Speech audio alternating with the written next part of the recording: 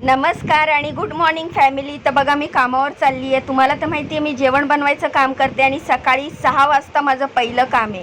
पण आज मला उशीर झाला, नाही तर ह्या टायमाला मी कामावर टच असते। तर आज 6:30 झाले आणि मी आत्ता कामावर पोचली आहे। तर आज मला यायला उशीर झाला, सकाळी उठायलाच उशीर झाला।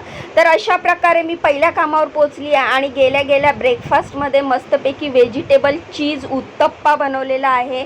ह्याच्यामध्ये गाजर, शिमला मिरची, कांदा, टोमॅटो आणि खूप सारा चीज टाकलेला आहे।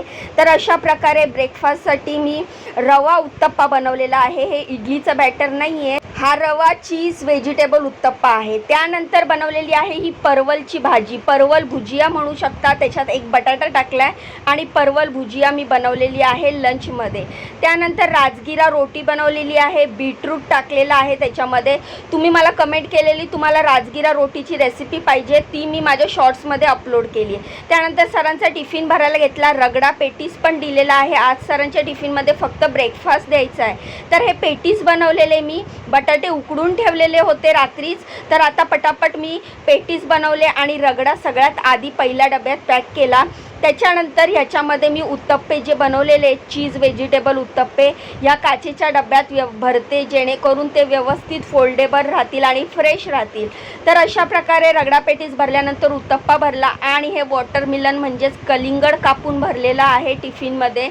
त्यानंतर ही हिरवी चटणी आहे, ही पण मी रात्रीच बनवून ठेवली होती, म्हणजे कालच बनवून ठेवली होती। तर अशा प्रकारे मी सरांचा टिफिन बॅगमध्ये पॅक केला। त्यानंतर उत्तप्प्याचा डब्बा देखील मी सरांच्या बॅगमध्ये भरला। सरांचा टिफिन रेडी झाल्यानंतर किचन गॅस सगळं क्लीन केलं।